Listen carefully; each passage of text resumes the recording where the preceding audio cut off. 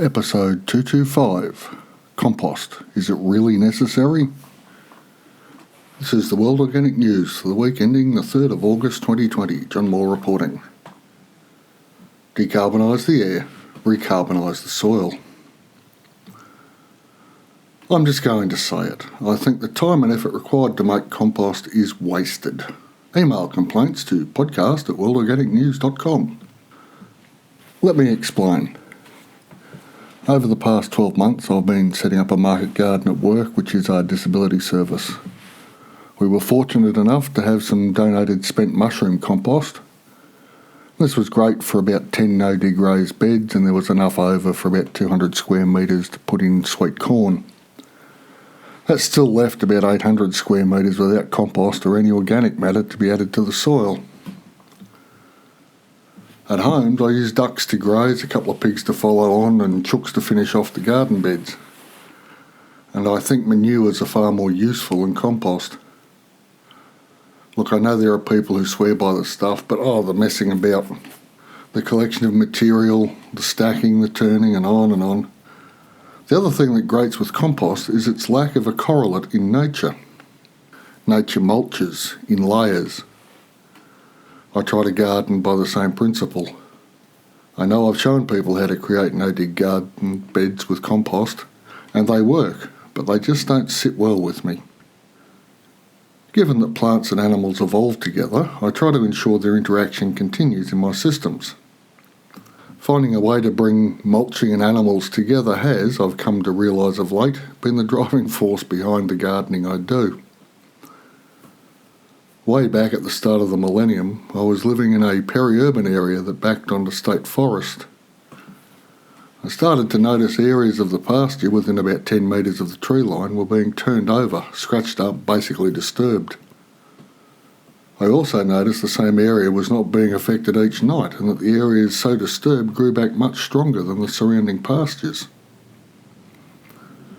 While out walking the paddocks one night, as you do, I heard a sound which pricked at the ancient part of my humanity. It was the grunting of pigs. Now, the keeping of pigs in this area was prohibited, as it was a catchment for Sydney's water supply. This meant it could only have been feral pigs. That awakened ancient part of my humanity had me back up the hill and indoors in double quick time. And these pigs were the cause of the disturbed pastures and their regrowth in an improved way. Now, feral pigs are not ideal, we understand that. They in huge numbers, destroy much pasture, waterways, wetlands and other native habitat. They are also the perfect host for exotic diseases. We have neither foot and mouth nor rabies in Australia, but if biosecurity is breached, these feral pigs represent a huge reservoir of potential vectors. Current best estimates have feral pig numbers of around 24 million on the mainland. And ferals are not very useful in gardening. I would maintain, though, that animals able to express their, in inverted commas, animalness are essential. As such, we are introducing chicken tractors to the space at work. This spring they will move across the spaces we are extending and intending to grow into this summer. The trick will be to balance the grazing pressure with the health of the soil and follow the birds quickly with green manures. My favourite go-to green manure for the past couple of years has been broad beans. I've planted so many I can now use them as a proxy for the health of the soil. If their growth is restricted, stunty and so on, the soil needs more organic matter. So we slash the beans, leaving them as a mulch. And this is the quickest way to get this material into the soil I know of that doesn't involve grazing. It's sort of a mimicking of grazing. James Roos, link in the show notes, was given the first land grant under British colonial rule in old Sydney town. Stay with me, it all comes back together. He found the land so poor for wheat production, he ploughed his first 6 or 7 crops back in to build up fertility. Now, I'm not a plough kind of person, but slashing a cover crop of broad beans does the same job with far less labour and paradoxically much quicker results. Regenerative grazing would work too, but we are yet to set up the chicken tractor at work, and I'd rather have something growing. I find it extremely difficult to leave soil bare nowadays.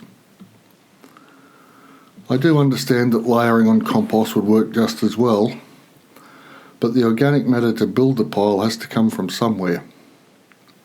And I think, from my observations, that leaving the beans to rot down is better overall than removing them to form part of compost pile and then returning that back to the soil. I'm open to arguments either way, but that's currently where I sit. To add another layer to this thinking, I'm going to plant bush peas, Massey is the variety, and they don't grow up very tall, in alternate rows with the sweet corn this summer. The thinking is that the peas will fix nitrogen, cover the soil and provide a living mulch, and the corn plants will grow through them without much difficulty. Climbing peas I think would prove to be a problem with smothering, so I'm going with the Massey variety. And as I type this, I'm even thinking and leaning towards testing 10% of the field with broad beans rather than the peas. We will see. Compost then is great stuff. It improves soil, plants love it. You can grow straight in it. It does, however, take time to make. It does take material to make. It involves physical labour, and it does not occur naturally. Cover crops improve the soil by photosynthesising as they grow. They improve the soil structure as their roots die off and leave spaces for organic matter in the soil. When slashed, they provide mulch to cover the soil, and the slashing might well release chemicals that trigger other plants to grow more quickly on a hormonal level. This last idea is something I've only just stumbled upon and haven't read widely enough to come to a decision on. So I'll just leave it there as a possible bonus of cover cropping until I can report back to you all one way or the other. There are, Horatio, more things in heaven and on earth than are dreamt of in our philosophies, to misquote the bard. So there you have it. I don't really like composting. So let's put in the groundwork now, and we can all change the world, if it's only a little bit to start with. And we will begin the process of decarbonising the air and recarbonising the soil. Thank you all for listening, and I'll be back next week.